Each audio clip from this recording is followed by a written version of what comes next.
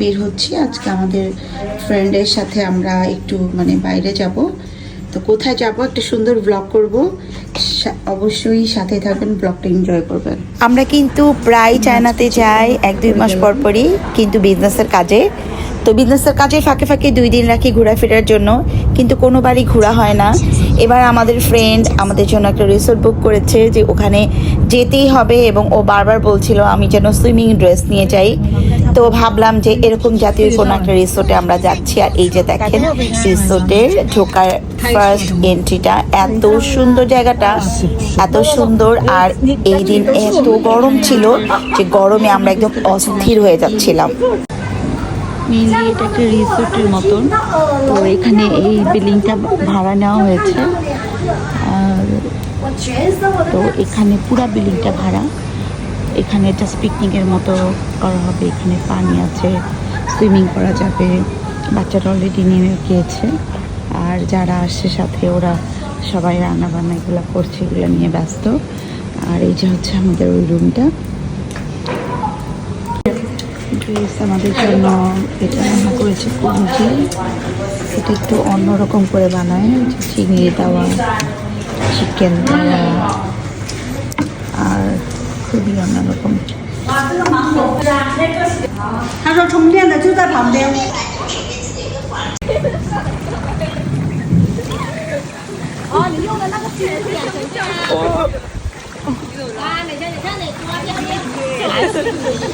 আমি তোমাকে চিনি না, আমরা তো অন্য মানুষ, আমি মাথায় কাপড় দিয়ে আসছি। আমরা যেখানে ঘুরতে আসছি, তো আমরা লাঞ্চ করার পর আমরা অনেকক্ষণ ঘুমাইছি। ঘুমানোর পর এই যে উঠে আমরা এই যে এখানে আসছি, মেইনলি হচ্ছে গিয়ে এই রুমগুলো যে জায়গাটা, এটা চারপাশ দিয়ে এরকম বিশাল করে এরকম করে মানে সুইমিং পুলের মতন করা।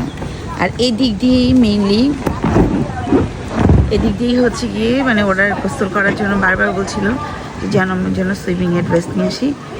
তো এখন আমি নামবো, অনেক লেট হয়ে গেছে।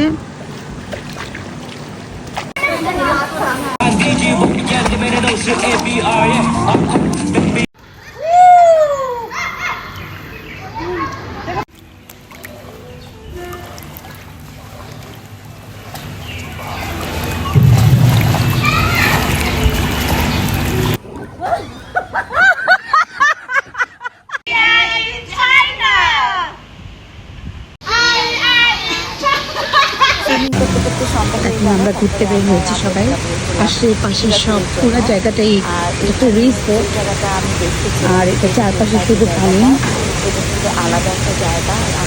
আর এই জায়গাটা কি সুন্দর, এখানে বোঝা যাচ্ছে না, আমি বোঝাতে পারবো না। আর এই জায়গাটা এত সুন্দর, আমি যদি দিনের বেলা পারি করতে কিছু ছবি তুলবো এখানে। বলবো তো এই যে আমরা চলে আসলাম ঢোকার যে জায়গাটা, হচ্ছে রোদের জন্য তখন আমরা বের হতে পারিনি। অ্যাকচুয়ালি আমি এখন বুঝতে পারলাম এখানে আজকে এখানে ডিনার করতে হবে। আমরা তো অলরেডি করে আসছি, এখানে ডিনার করতে হবে সি ফুড সব আইটেম দিয়ে। এটার সাথে মানে এটার সাথে প্যাকেজের ভিতরে এখানে হচ্ছে পুরা প্রজেক্টটাকে এখানে ছোট করে এরকম ডেমোর মতো করা, কত সুন্দর। এই পাশটা হলো নদী, আর ভিতরে যেটা ব্লু হচ্ছে যে আমরা যেখানে সাঁতার করলাম এটা, আর এটা হচ্ছে নদী। আর আমাদের যে বিল্ডিংটার পাশে এরকম বড় বিল্ডিং, এটা হোটেল হবে। আমরা ছিলাম এদিকে যে কোনো একটা, বুঝছো, এইখানে যে কোনো একটা ছিলাম, খুব সম্ভব এই যে এইটা। ও এই দেখো চতুর্দিক যে এইটা দেখেন, এইগুলো হলো সব হলো লেক। এই যে লাইটটা বন্ধ করে দিচ্ছে। উপরে কোন একটা জায়গায় যাচ্ছি কিছু একটা দেখতে, আমি ঠিক ওদের কথা বুঝি নাই। আর এদিকে হচ্ছে একটু পার্কের মতো, আর এদিকে সুইমিং করে গান হয়। এদিকে আসলাম না, হ্যাঁ, এখানে অনেক টাইপের সুইমিং করার জিনিসপত্র রাখা।